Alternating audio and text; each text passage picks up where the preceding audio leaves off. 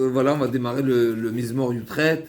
Donc, d'ailleurs, c'est une Haftara qu'on lit également avec des petites, parce qu'on le retrouve dans le Navi également, cette Shira avec des petites nuances, mais une grande ressemblance dans les psukim, n'est-ce pas? Et les Mefarshim disent ici, l'Amnatseach, Mechila, les Eved, Hachem.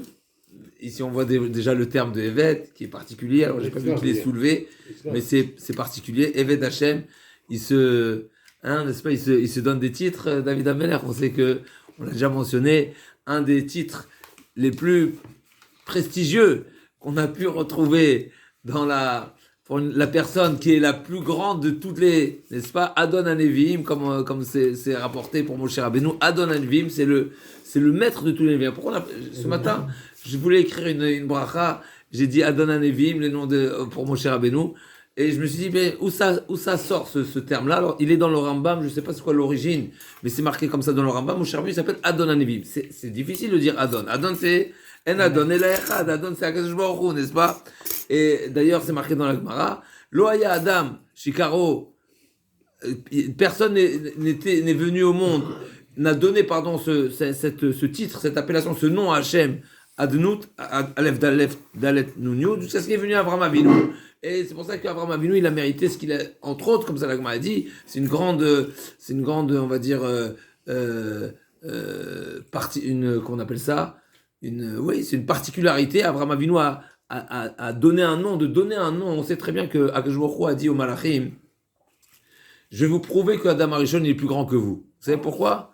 Parce que Akadosh Baruch Hu, il a fait passer les animaux devant les Malachim, et il leur a dit, vous savez donner des noms, ces bêtes-là? Ouais. Ils ne savaient pas. Il les a fait passer devant Adam Arishon, et Adam Arishon, il a écrit Vaikra Shemot, il a donné un nom, et quand on donne un nom à quelque chose, c'est-à-dire c'est pas un surnom, c'est un nom.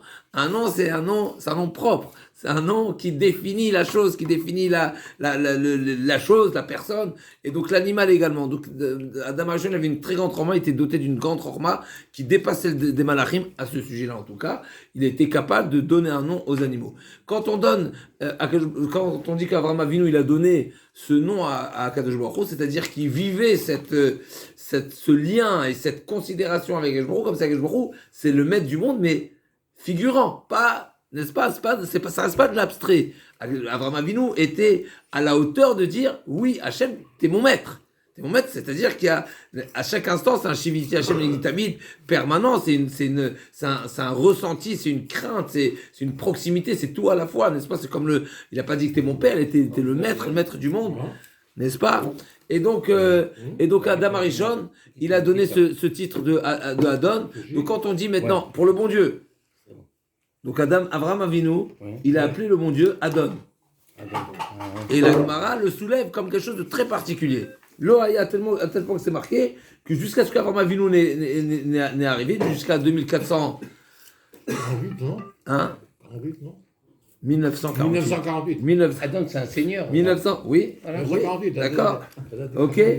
1948, c'est la naissance d'Avraham Avinu. Maintenant, à quel âge? À partir de quand on parle d'Avraham Avinu, la Gemara dit qu'il y a 2000 ans du monde qui était Tohu et 2000 ans Torah. 2000 ans Torah, à partir de quand il commence les 2000 ans? Pas de Matan Torah, 448, depuis Avraham Avinu. Donc si c'est Avraham Avinu, c'est depuis 1948. Alors on aurait pu dire 2000 ans, c'est pas exact, c'est à peu près. Non. Mais Parchim disent non, c'est depuis l'âge 52 d'Avraham Avinu. Et bien, ça va selon un midrash. C'est vrai qu'il y a un midrash qui dit qu'à partir de 4 ans, au Kiret Boro, c'est marqué, n'est-ce pas, comme c'est marqué, Ekev, Asher Shama Avraham Bekoli, 3 ans. Pourquoi 3 ans? À partir de 3 ans, parce que c'est marqué, Ekev, Asher Shama Avraham Bekoli. Ekev, c'est quoi la valeur numérique de Ekev? Ekev, 172. Et il a vécu 175, donc ça part de 3 ans. Mais certains disent 40 ans. Il y a un midrash qui dit 52 ans, donc ça part de 52 ans de Avraham Avinu, que c'est toi. En tout cas, pour revenir, si de donner ce titre-là, si on donne ce titre de Adon à Moshe Rabbeinu, alors on sait qu'on l'appelle Isha Elohim, c'est marqué dans la Torah Isha Elohim, mais peut-être que Adon Hanevim, c'est parce qu'en réalité, comme il nous dit le Ran, et on le répète souvent, cette idée du Ran, que tous les Nevi'im, c'est marqué dans la Torah explicitement, mais le Ran, il étend ce qui est marqué dans la Torah d'une manière générale. C'est-à-dire, dans la Torah, c'est marqué que quand Akadosh Baruch Hu a dit à Moshe Rabbeinu de choisir les Shivim Ish, c'est marqué le Vayatzel Minarouar. C'est quoi Vayatzel Minarouar? C'est comme ça veut dire qu'il y a le roi de Nevoa qui est passé chez Moshe Rabbeinu, il s'est étendu également chez eux. Ils disent les Mefarshim, dit le Ran, c'est comme un tsinor. Moshe Rabbeinu, c'est le premier tsinor de la Nevoa. À partir de Moshe Rabbeinu, ça va là. Et il dit, c'est pour tous les Nevi'im, c'est comme ça. Tous les Nevi'im ne méritent la Nevoa que à travers Moshe Rabbeinu. Donc ça peut expliquer a priori le terme de Adon. Ça veut dire il est Adon à Nevi'im. Pourquoi? Parce qu'effectivement, il est maître sur eux, et c'est que à travers Moshe Rabbeinu que la Nevoa peut passer. Ça, c'est quelque chose d'extraordinaire. En tout cas, on est en train de dire ici, c'est juste pour relever la Mnatzach l'Eved Hashem. Donc David Ameler se donne ce titre de Eved. Asher, les David, Asher Diber Hashem. Asher Diber Hashem et Diber Asher Azot. Beyom Itzil Hashem Oto, Mikaf Koleva, Mikaf Shaul, Miyad Shaul, pardon. Donc c'est le jour où, Beyom Itzil Hashem, le jour où Akadosh Baruch Hu a sauvé David Ameler, Mikaf Koleva, de la main de tous ses ennemis, ou Miyad Shaul. Donc ça nous laisse penser, et c'est ce qui est marqué dans Rashi et dans d'autres Mefarshim, c'est à la fin de ses jours. Alors on sait très bien que la Gemara elle soulève, et c'est les mots de Rashi. Rashi nous dit quand il était vieux, David. On sait que David Amelech il est décédé à 70 ans. 70 ans, on n'est pas vieux. C'est pas vieux, c'est vrai que Ben, ok. En tous les cas, 70 ans, et c'est marqué quand David Amelech il était déjà à la fin, donc il a déjà vécu et survécu toutes ces persécutions, toutes ces poursuites, il a été poursuivi, et particulièrement de Shaoul.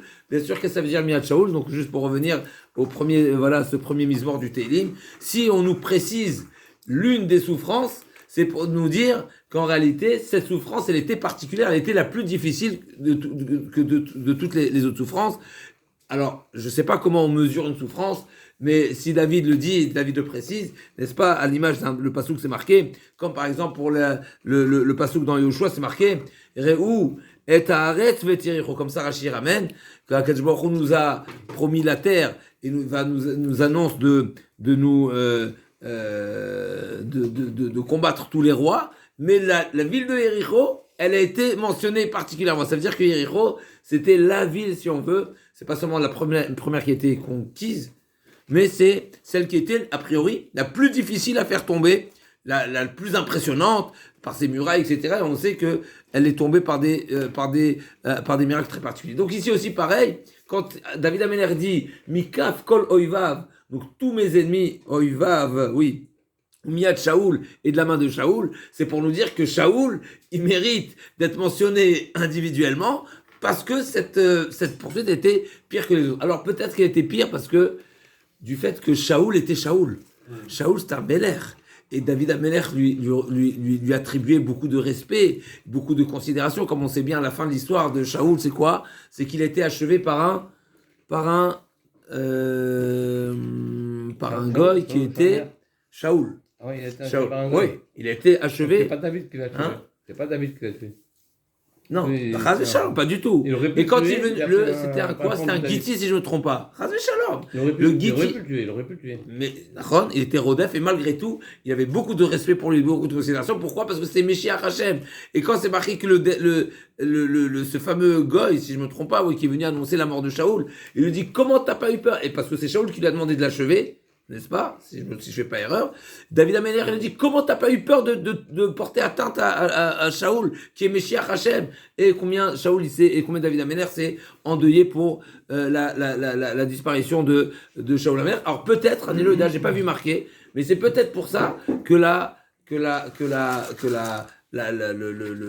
les souffrances qui étaient par Shaoul Ameler, peut-être qui était plus difficile. Même plus difficile que Avshalom. C'est pas un coup d'état. Plus difficile que toutes les guerres qu'il a combattues. Son propre fils, puisqu'on s'est marqué que quand a été annoncé à David Ameler, Inera Betecha, il y aura un malheur de ta maison. Alors il pensait que ça allait être comme ça l'Agma a dit, il pensait que ça allait être un mamzer qui sort de chez lui, ou un évêque qui allait faire un coup d'état, etc. Et là, par contre, quand on lui a dit, on avait vu au début que c'est son fils, alors quelque part c'était une c'est pour ça qu'il a chanté, pourquoi il a remercié Akadosh Baruch Hu, Mizmor, et David, n'est-ce pas, parce qu'il était apaisé, pourquoi? Parce qu'il dit un fils, même si un fils il est rebelle, et nous on sait qu'un fils rebelle peut aller très loin, mais finalement c'est un fils. Un mamzer, si ça avait été un mamzer, on sait que le mamzer, s'il est raz, comment on dit raz? Il est effronté particulièrement. Un fils, ça reste un fils. Il sait que c'est son fils. Il sait qu'il y a toujours un petit chouïa de tendresse. On le retrouvera quelque part. Si c'est un évêque, à plus forte raison, n'est-ce pas? Comme on sait avec les Hashmonaïm, n'est-ce pas? Tout celui qui dit que j'aime bête mes Hashmonaïm, alors on sait que c'est un évêque parce que c'est le fameux évêque qui a tué tout le monde. En tout cas, pour revenir, je fais deux remarques ici. Évêque, l'évêque d'Hachem et David, donc il s'attribue ce titre de évêque et cette précision, donc que c'est à la fin de ses jours, à la fin qu'il est skin, qu'il a déjà tout passé, et il mentionne précisément cette reconnaissance qu'il a envers Hachem pour l'avoir sauvé de Shaoul. Encore une fois, j'ai pas vu pourquoi précisément Shaoul c'est pire, mais s'il est mentionné Kol, Oivav et Shaoul, forcément c'est quelque chose de particulier. Non, Loulé d'Ivray Rashi, j'aurais dit que David Améler, comme nous le disons, il avait tellement de respect pour Shaoul Améler. David, il avait tellement de respect, il ne voulait pas l'appeler Oivai, il ne voulait pas l'appeler mon ennemi. Il y a Choliot. Parce que, effectivement, Shaoul, David Améler, peut-être il a accepté cette situation où Shaoul, il était animé par un esprit qui était incontrôlable, etc. Et donc, peut-être il ne voulait pas l'appeler Shaoul, il ne voulait pas l'appeler Oivai. De l'inclure avec tous les autres, ce serait. Peut-être. C'est peut-être, j'ai pas vu marqué encore une fois, mais ça peut être peut-être une explication pourquoi c'est marqué Mikaf Kol Oivav Milat Shaoul. D'après le Pshat, encore une fois, comme Rashi dit, c'est parce que c'était plus difficile. On s'est demandé pourquoi plus difficile, c'est pas précisé. Peut-être justement par la grandeur, parce que si on est poursuivi par quelqu'un de grand, c'est une grande pression. On comprend rien, parce que encore une fois, oui, mais c'est pas un stress seulement sur le plan humain. Mais c'est que le bon Dieu, il t'envoie le plus grand des grands. C'est le premier roi. David Améler, lui, c'est le premier roi. Comment le premier roi peut lui en vouloir? Quelque part, c'est quelque chose d'incompréhensible. Alors, bien sûr, ça nous rappelle Yosef et Yehuda. C'est exactement la même chose, n'est-ce pas? C'est le retour de Yosef et Yehuda. Yosef qui devait être, quelque part, le premier roi d'une manière, comment on appelle ça, dévoilée, officielle.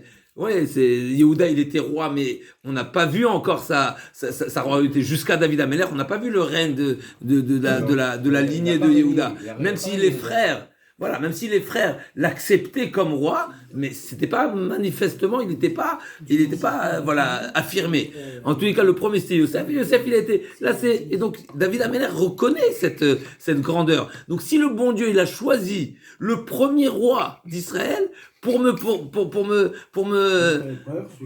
poursuivre, c'est une preuve de fou, c'est incompréhensible. Peut-être dans ce sens-là, à côté, tous les Palestiniens, n'est-ce pas, les Palestiniens, ils sont insignifiants, ça ne fait pas le poids vis-à-vis d'une épreuve qui est de Shaoul Améler. Alors je veux dire comme, pardon?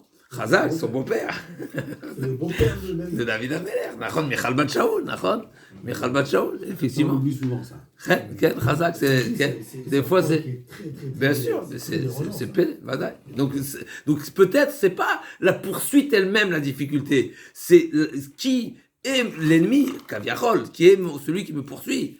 Et encore une fois, et forcément, c'est qu'il est envoyé par Hachem. David Améler, il est convaincu, il n'a aucun doute. C'est ce qui doit se passer. C'est difficile, c'est la Bechira, ok, c'est quelque chose qui est particulier, mais ce qui est certain, encore une fois, Shaoul, Shaoul,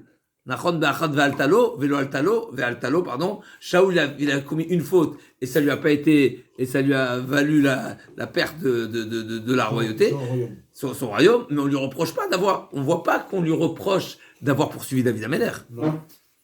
Quelque part, ça y est, là-bas, il était, quelque part, il peut pas être condamnable dans cet état. Mais en tout cas, c'est pas le sujet. Je veux juste partager avec vous une phrase de la Gemara qui est terrible, comme on parle de la Shira. C'est la première fois qu'on trouve cette Shira, on dit Shirot Vetishbachot, David Ben Ishai, n'est-ce pas? On parle de la Shira de David. Et là, encore une fois, c'est la première fois qu'on trouve le terme Shira. Azécher Moshe, on l'a trouvé, alors on sait. J'ai revenu qu'il y avait Shira, non?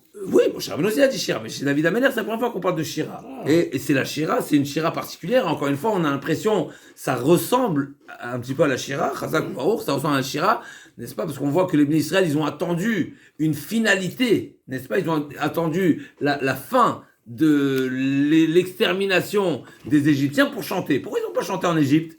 Non, a priori, ce terme de Shira, on peut remercier à tout moment à chaque moment de la vie, à chaque étape de la vie. Mais peut-être que la Shira est réservée à la fin, à conclusion Chazak. Et c'est ce qui est marqué ici, quand David Amelech voilà, il a constaté, ou il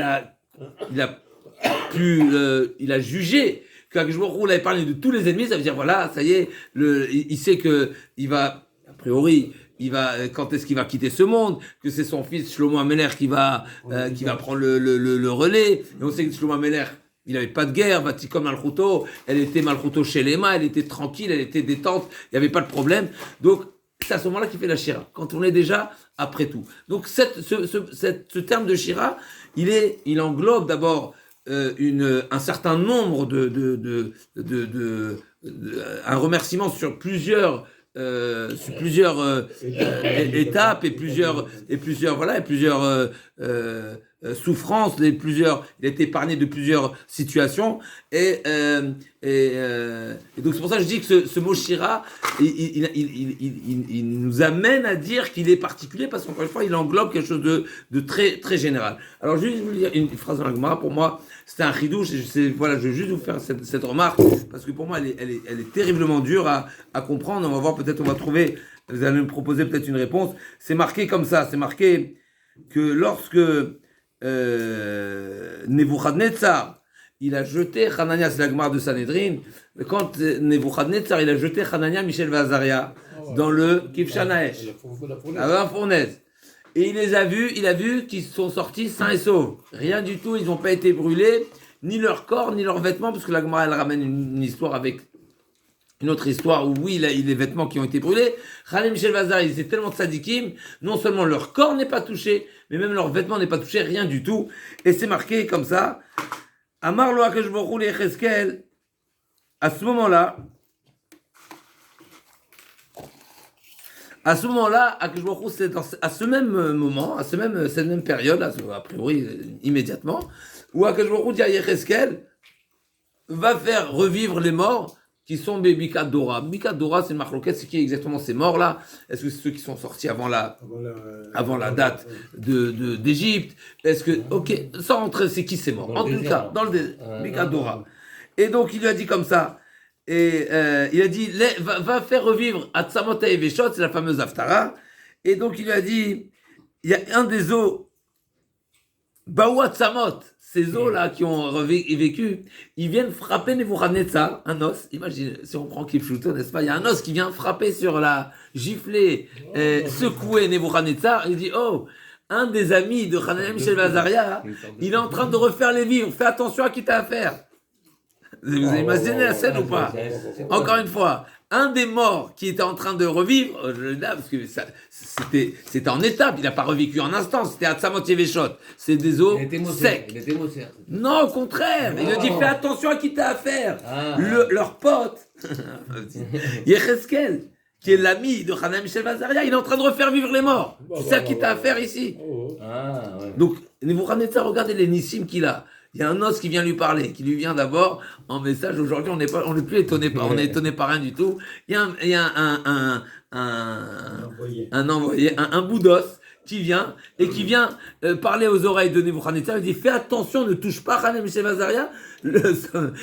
Il a des amis qui sont en train de refaire vivre les morts. Tu sais à quoi tu as affaire? Vous savez ce qu'il a fait Nebuchadnezzar à ce moment-là? Pélatsum, l'agma, je vous lis l'agmara. Tipra lolé autoracha. Tipra, normalement, c'est baffé, n'est-ce pas? C'est donner une claque, un revers. Amar ma tivan shelelu. Amroulo chaverem shelelu mechaim etim bebika. Il dit, tu sais de quoi on parle? L'ami de Hanania, Michel et Azaria est en train de refaire vivre les morts. Patar ve'amar, qu'est-ce qu'il a dit à ce moment-là? Je vous lis. Atoui, kamar avrevin. Je vous lis le passou qui est dans Daniel. Atui kamar avrevin vetimoi kamatakifin malchute malchutalam veshatonim darvada. C'est le passage, je vais le traduire littéralement. Donc je vous lis. Comment, regarde, constatons, il a dit à Kadosh Baruch Hu, combien tes miracles, tes ototes sont grands et tes actions sont étonnantes, sont extraordinaires, combien elles sont puissantes, combien elles sont fortes. Malchouté, Malchut Alam, ton royaume, ton règne, il est à jamais. Vesholtane, Imdar Vedar, et la shlita, c'est la dominance, ouais. Son pouvoir, il s'exprime à toutes les générations. Vous savez il a dit une phrase. Vous savez ce qu'a dit l'Agma sur ça? Amar Rabbi Yitzhak, Yutzak Zahav Roteach les torpiv Sheloto Racha. À ce moment-là, Yutzak a été versé de l'or bouillant, n'est-ce pas, Roteach, dans la bouche de Nebuchadnezzar. Pourquoi? Chez Ilmale Bamalach Vesatro Shel Alpiv. Si le malach n'était pas venu stopper Nebuchadnezzar à poursuivre ses louanges envers Akadosh Baruch Hu, Bikesh Leganot Kol Shirot Vetishbachot Shamar David Besefer Tehillim. Les louanges qu'il aurait fait à Hachem, elles auraient fait honte, littéralement. Les ganotes, elles auraient fait les louanges de Moshe Rabbeinu auraient été minables à côté des louanges de Nebuchadnezzar. Et pour moi, c'est un Pélé, Al-Gabi Kol Pélé. Comment? De David, Mechila. Alors, s'il avait poursuivi ses louanges, eh ben, les louanges de David auraient été minables à côté, auraient été honteuses, auraient été insignifiantes à côté de ceux de Nebuchadnezzar. Comment est-ce possible? David Ameler, qui a un avis. Nebuchadnezzar, c'est un pauvre type, un rachat. Alors, ok, c'est un rachat, mouchrat, il a jeté dans la fournaise, il se fait prendre des... Qu'est-ce qu'il a mérité pour avoir ça? Comment c'est possible? D'abord, comment c'est pensable? Comment c'est compréhensible qu'un rachat peut arriver? Alors, quand on nous fait le parallèle entre Bilam et Moshe Rabbeinu, on a dit lo kam naviot ke Moshe, Asher Edosh, etc. On nous dit non, mais tu sais quoi? Chez le Umot Haolamia, mais même là-bas, les Mefarshim nous disent, mais ça veut pas dire qu'il égalait Moshe Rabbeinu, c'est impensable de dire qu'il égalait. C'est-à-dire qu'il avait, la Gemara l'a dit, elle dit qu'elle avait une chose que Moshe Rabbeinu n'avait pas. Et même ça, ce qu'il n'a pas Moshe Rabbeinu, forcément, c'est pas un chissaron, c'est pas un manque chez Moshe Rabbeinu. C'est parce qu'au contraire, chez Moshe Rabbeinu, c'est quoi la grandeur de Bilam? Bilam, c'est quand le bon Dieu se met en colère. C'est comme la fameuse histoire avec le Rambam. Une fois, on est venu se plaindre au roi. Le Rambam, c'était le médecin du roi. Alors les proches, les concurrents, les autres médecins, ils sont venus chez le roi et dit, mais dis-moi, il fait rien, ce médecin. T'as eu besoin une fois de le consulter? Alors le roi, il vient chez le Rambam, il dit, oh, tu te fais accuser ici, t'es en train de me dire, on va te mettre au chômage technique, tu sers à rien ici. Il dit, mais la chokhma d'un médecin, c'est qu'on n'ait pas besoin d'aller chez le médecin. Qu'est-ce que moi je fais? Je veille à la bonne santé du roi, de manière à ce qu'il n'a jamais besoin de me consulter. C'est ça qui est grand. Amavdi et Avdalot, c'est pareil. Quand on dit Bilam, il est grand, il connaît le moment où Akadosh Baruch Hu s'énerve. C'est grand. C'est ce qui est marqué. On n'a pas le choix d'accepter que c'est quelque chose de grand. Mais Moshe Rabbeinu, c'est pas important quand Hachem s'énerve. Parce que même si Hachem s'énerve, eh ben, il apaise la colère d'Akadosh Baruch Hu. Donc c'est quelque part le fait de connaître le moment de la colère d'Akadosh Baruch Hu, c'est quelque chose en soi de péjoratif, parce que la colère d'Akadosh Baruch Hu, c'est quelque chose de mauvais, Chas Shalom. C'est-à-dire ça s'exprime quand c'est pour une punition. Mais Moshe Rabbeinu, il est bien au-dessus. Moshe Rabbeinu a les capacités de stopper la colère d'Akadosh Baruch Hu. Donc en soi, de connaître la colère d'Akadosh Baruch Hu, c'est minable. Mais malgré tout, c'est quelque chose qui fait le poids. Ça veut dire, Moshe Rabbeinu, qui a les capacités de stopper la colère, eh ben, Bilam, il a le contrepoids, lui, il sait quand est-ce la colère, et donc profiter du moment de colère. Mais Moshe Rabbeinu, il est dessus. C'est Vadaï. En tout cas, pour revenir ici, qu'est-ce qu'on était en train de dire? Quand on parle de Bilam, alors Bilam, encore, j'entends, voilà, les Chachamim nous enseignent, c'est quoi? Mais Nebuchadnezzar, on est en train de dire qu'il aurait fait honte à David Ameler, c'est incompréhensible. Alors, c'était la remarque du jour. Et je dis que justement, dans ce Mizmor-là, où on sait que on a les capacités, n'est-ce pas, de louer à Akadosh Baruch Hu seulement grâce à David Ameler. Si on n'avait pas David Ameler, comment c'est marqué dans le Mizmor? L'Echadumiatila, c'est-à-dire que le silence, c'est la meilleure éloge pour Akadosh Baruch Hu. Pourquoi? Parce que c'est comparé à celui qui vient glorifier, qui vient faire des éloges à un roi et lui citer des qualités. et il lui dit, tu sais quoi, moi, t'es millionnaire. Mais lui, il est milliardaire. Donc, quand tu dis à quelqu'un qu'il est millionnaire alors qu'il est milliardaire, mais c'est une insulte. Mais c'est exactement ça par rapport au bon Dieu. Tout ce qu'on pourra dire sur le bon Dieu, selon notre petitesse d'esprit, ce sera comme une insulte. Ça veut dire, toi, tu considères selon ta vision des choses. Mais comme quand on parle d'un grand professeur, c'est comme quelqu'un qui dit, ah ouais, lui, c'est un nouveau, un étudiant, n'est-ce pas, qui démarre ses études et qui va dire, ah oui, bon, lui, il saura résoudre ce problème. Mais il a des niveaux. Mais c'est une insulte pour lui de dire que tu vas pas présenter un problème de terminale à un grand à Einstein, n'est-ce pas? C'est exactement ça. C'est exactement. Les Khadoumiati, là, normalement, on n'est pas en mesure, nous les petits, on n'est pas en mesure de faire des éloges à Kajbaru. Parce que tout éloge qu'on pourra faire, ce sera considéré Chaz Shalom. Au contraire, ça c'est diminuer et limiter la grandeur de Kajbaru. C'est seulement parce que les tzadikim, comme le David Ameler et l'Anché Knesset Agdola, comme c'est marqué, si ce n'était que c'est marqué dans la Torah, à quel Agadola Gibor Vanora, et ça avait été répété par Anché Knesset Agdola et c'était validé, on n'aurait pas pu le dire. Parce qu'encore une fois, c'est attribuer comment on appelle ça, des éloges à Kadosh Baruch Hu, et encore une fois, les Khadoumiati, là, on peut pas. On n'est pas en mesure de dire quoi que ce soit. Quand on fait une fila, alors oui, on demande à Kadosh Baruch Hu, on veut lui demander la réussite, tu peux lui demander dans tous les domaines. Ça, c'est quelque chose qui te concerne à toi. Mais quand tu t'adresses des éloges à Kadosh Baruch Hu, ça, tu veux pas le faire. Donc, c'est que grâce à David Ameler. Et là, on est en train de dire que quoi? C'est Nebuchadnezzar lui aurait fait honte. Pour moi, c'est un pédatsum. Je vais juste quand même jeter un coup d'œil si j'ai une réponse à cette question, parce que j'ai pas vu qu'elle ait soulevé la question. On va essayer de voir ensemble. Mais effectivement, il y a quelque chose dans le Télim qui peut-être nous approche à quelque chose. C'est qu'en réalité, la louange, au contraire, justement, la louange, elle est plus grande quand on est plus bas. C'est-à-dire, quelqu'un qui est haut, qui est grand, qui a des niveaux, qui a des compréhensions, qui fait des éloges à Akadosh Baruch Hu. Si mon cher Abdou faisait des éloges à Akadosh Baruch Hu, mais lui, c'est sûr, pour lui, c'est quelque chose de normal, d'évident, parce il voit des grandes choses. N'est-ce pas, comme l'Agma a dit, Moshe Rabbeinu dit au peuple d'Israël, Ma'ashem shoel mimar ki imnira. Qu'est-ce que je vous demande et attend de toi que de le craindre? Et l'Agma a dit quoi? Qui imnira, seulement le craindre. Vechira, miltaz d'outretaille, c'est quelque chose de petit, c'est quelque chose de simple. L'Agma a dit oui, pour Moshe Rabbeinu. Pour Moshe Rabbeinu, c'est quelque chose d'évident. Pourquoi pour Moshe, c'est quelque chose d'évident? Bien sûr, Moshe Rabbeinu s'est travaillé, mais Moshe Rabbeinu a mérité d'être 40 jours au ciel, etc. Mais au final, une fois qu'il a été 120 jours au ciel, donc c'est normal que pour lui, la crainte du ciel, c'est une évidence. C'est-à-dire qu'il a vu des choses. Mais parce que c'est quelque chose d'évident, parce qu'il a vu, il a été proche, il a découvert, on l'a invité à. Donc c'est vraiment pour c'est quelque chose mais que pour nous, c'est quelque chose de terrible. Donc je dis, plus on est loin, donc, à Mavdil, quand on est proche, c'est évident, c'est quelque chose d'évident. Quand on est loin, c'est un grand travail pour nous. Maintenant, quelqu'un qui est loin, et quand même il craint le ciel, ben, pour lui, quelque part, il y a cette facette de supériorité ou de particularité, comme c'est marqué Makom chez Baalei Tshuva Omdim En Tzadikim Omdim. Pourquoi? Parce que quand il y a quelqu'un qui a connu le bas, le fond, les abîmes, et il fait un effort, mais ce niveau d'effort, le tzadik il n'a pas forcément connu. Ça ne veut pas dire que le tzadik n'a pas son mérite, ça ne veut pas dire que le tzadik n'a pas fait des efforts, ça ne veut pas dire qu'il n'a pas surmonté des épreuves, etc. C'est certain. Mais celle-là, non. Pourquoi celle-là, non? Parce qu'il n'a pas vécu ça. Pareil pour les goïms. Quand un rachat comme ça, qui est au plus pire de pire, n'est-ce pas? Eh ben, il va formuler une louange à Akadosh Baruch Hu.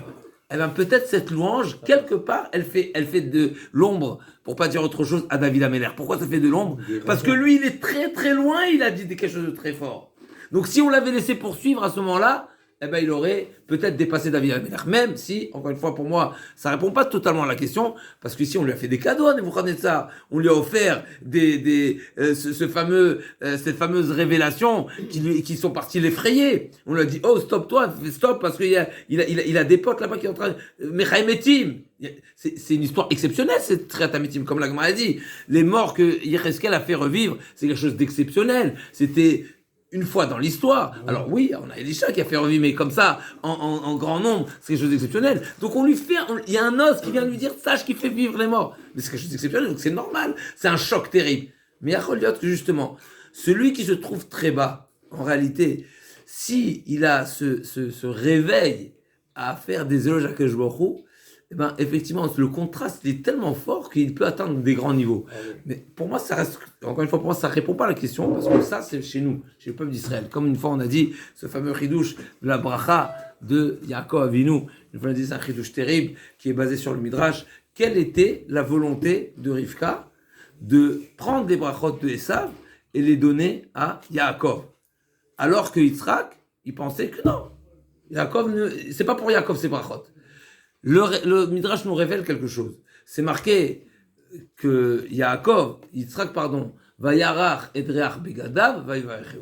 Quand Yitzhak Avinu a senti l'odeur des vêtements de Yaakov, il a béni.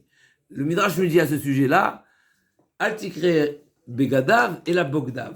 C'est pas l'odeur de ses habits, mais c'est l'odeur de ses rebelles. Les rebelles qui vont être dans le clan d'Israël, il y a des rebelles. Et là, il a béni. Là, c'est la réponse à la question. Vous savez pourquoi Rivka pensait qu'il fallait les brachot pour Yaakov? Parce que malheureusement, des fois, il y a parmi nous des gens très loin, pas très loin, ignorants. L'ignorant, encore, c'est quelque chose c'est malheureux, mais c'est compréhensible, hein? C'est pas un rebelle. Le rebelle, c'est pire. C'est quelqu'un, c'est Makiret Boro, Mitkaven Imrodbo. C'est quelqu'un qui connaît, qui a appris, n'est-ce pas? Il n'y a rien de pire de quelqu'un qui a étudié la Torah et qui abandonne et qui fait marche arrière. C'est rien de pire. Pourquoi? T'as connu, t'as goûté. Oh, qu'est-ce qui se passe avec toi? Donc en réalité, pourquoi il y avait besoin de cette bracha? Parce que Chas Shalom, quelqu'un qui va si loin, comme Yosef Meshita, qui est parti sortir la menorah du Beth Amikdash, c'est un rebelle, c'est un lâche, c'est quelque chose d'incompréhensible, alors que le Goy, il avait peur de rentrer au Beth Amikdash, il savait que Kolak Azara Krev Yumat, que l'étranger qui rentre au temple, il va mourir immédiatement. Yosef Meshita, il a dit, moi je rentre. Mais ça, c'est une rébellion terrible. Alors il a fait tchouva, Chazak, il a fait mode. Ça, c'est la bracha de Yitzhak Avinu. De donner la possibilité à celui qui est totalement au plus bas du bas, encore une fois, d'être capable de rentrer au Kodesh HaKodashim et de livrer ce qui est le plus cher pour nous. C'est une rébellion terrible. Et malgré tout, il est sorti une fois, il est rentré une fois, il a fait tchouva. C'est grâce à qui? C'est la bracha de Yitzhak Avinu. Rivka Imenu, elle a vu ça. Elle a vu qu'il y aura besoin pour, chez nous, une bracha qui permettra le rebond. Une fois qu'on arrive au bout, que ce soit pas, qu'il y ait un fond. S'il n'y a pas de fond, on continue à descendre sans fin. S'il y a un fond, eh ben on peut remonter, et il y a toujours une étincelle. C'est ça la bracha de Yitzhak Avinu. A priori, ça, j'étais en train de dire que si c'est le pshat, n'est-ce pas? A priori, encore une fois, le pshat du Midrash, donc c'est une bracha particulière pour le peuple d'Israël. Mais là, on serait amené à dire que Nebuchadnezzar, il a mérité quelque part cette sorte de rebond, alors qu'il était il venait de jeter à la fournaise Hana Michel Vazara. Il est au plus bas de tuer les plus grands du peuple d'Israël, n'est-ce pas? Il les jette et il mérite quelque chose, quoi. On vient lui annoncer que que Yecheskel fait vivre les morts. Et il fait une louange à Kajmoro comme si c'est un rebond total. Alors je voulais dire. Il a sorti M. Vazaria au moment où. Il n'a pas sorti, il a vu qu'il se promenait là-bas. Il n'avait pas le choix. Donc il est venu lui dire qu'il est Mechaïm, que ceux-là sont Mechaïm. Fais attention. Il a fait une louange à Hachem. Voilà. Dans le moment le plus bas. Au moment Razak. Et cette louange, c'est une louange qui est plus importante, qui aurait pu arriver d'un niveau plus important que les louanges de David Ameller. Pélé. Et c'est ça ce qu'on dit que la louange de Machalitza, elle peut faire honte aux louanges de David Ameller, qu'elle le dépassait, alors qu'il est passé tout bas. Alors j'ai dit encore une fois, on a trouvé que quelqu'un qui touche le tout bas, il dépasse, et qui est quand même revenu, il dépasse quelque part celui qui est plus grand. Maintenant on a trouvé ailleurs, et ça c'est pour proposer une réponse, mais avant de voir bien ensemble, on va voir s'il y a quelque chose d'écrit, mais on a trouvé aussi dans le Télim, l'Echaïm, on a trouvé dans le Télim, Allélu et Hashem kol goyim shabechu kol haomim. David Ameller, il invite les goyim à louer à Kadosh Baruch Hu. À ce sujet-là, à quoi ça fait allusion? C'est quoi les louanges? C'est quoi les louanges? Comme si que David Ameller invite les goyim. Pourquoi? On manque nous des louanges. On a besoin des goyim. Comme si que le goy, on a besoin. Ça veut dire que le goy est bien placé pour faire certaines louanges.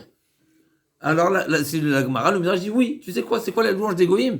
C'est parce que nous, on peut louer à Akash Baruch Hu, remercier Akash Baruch Hu de ce qu'on a vécu, de ce qu'on a été ce qu'on a pu ressentir. Mais les goïms, ils avaient pas c'est pas seulement les projets qui ont réussi, sur lesquels ils sont obligés de reconnaître, mais c'est tous les projets qui n'ont pas abouti, qui n'ont pas réussi à aller jusqu'au bout. Ça, c'est que les goïms qui savent. Donc, Aléot Hashem Kol Goïm, à quoi ça fait allusion? À tout ce que les goïms ont projeté nous faire, et que ça n'a pas abouti. Et ça, c'est que eux qui savent qu'ils ont vu que d'une manière miraculeuse, leur projet, leur stratégie est tombé à l'eau. Donc ça, c'est seulement le goï qui peut le faire. Alors là aussi, à nouveau, ça va dans cette direction. Peut-être que ces reconnaissances et ces louanges des goïms, peut-être qu'effectivement, ils sont très particulières et peut-être qu'ils dépassent même celles que nous pouvons formuler. Parce que si, naturellement, il y a plus de projets que de réalisations, n'est-ce pas? Sur un 100% de projets, il y a un certain nombre de projets qui tombent à l'eau, et donc le pourcentage, il est naturellement plus inférieur. Donc nous, le maximum qu'on peut faire, c'est seulement reconnaître et remercier Akadosh Baruch Hu sur ce qui a été réalisé au contraire, à notre profit, mais ok, dis-le ça comme ça, ok, mais tout le reste qui est resté en projet, ça on le sait pas, donc ça c'est seulement le goïm.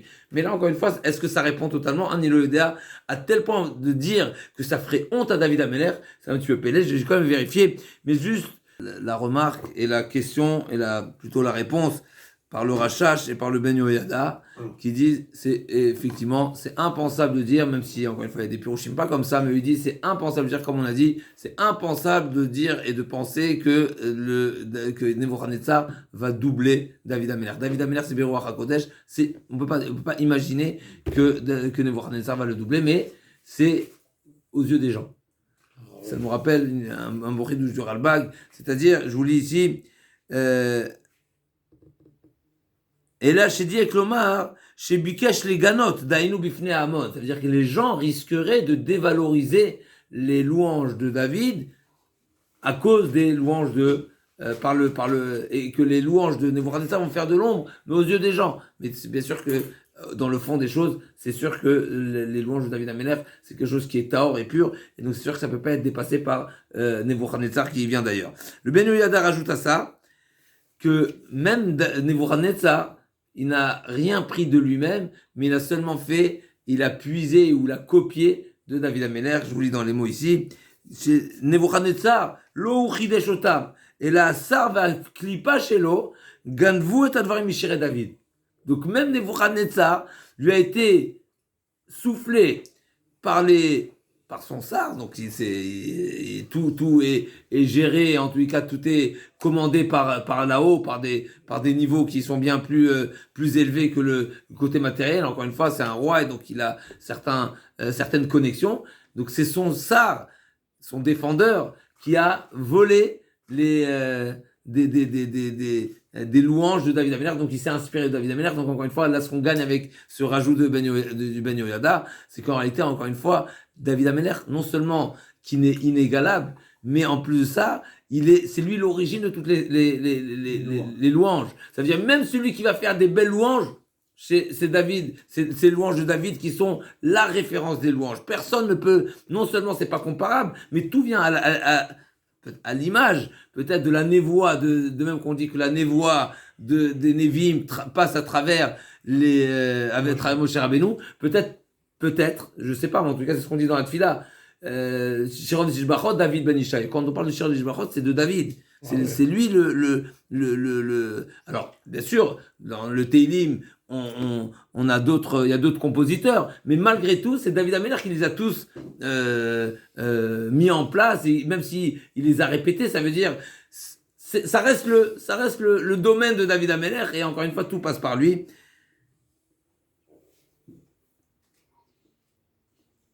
Okay. Alors le Yun Yaakov, il ramène le passou que nous avons cité, qui répond pas à la question comment on aurait pu dire que Nebuchadnezzar va doubler David, mais pourquoi le Malach l'a stoppé. Alors nous, on comprend le Pshat Pachout, pourquoi il a stoppé? Ben justement, pour ne pas faire honte à David Ameler, directement, indirectement, vraiment, véritablement ou pas. Ok. Il y a une autre explication, c'est parce que tout simplement, on ne peut pas faire des louanges sans cesse à Kadosh Baruch Hu. Et c'est justement pour ça qu'il faut un grand niveau. Pourquoi? Parce que comme on a dit, le passage qui dit, les Chadoumi Ateila, on n'est pas en mesure de faire les louanges à Kadosh Baruch Hu. Il faut d'un grand niveau.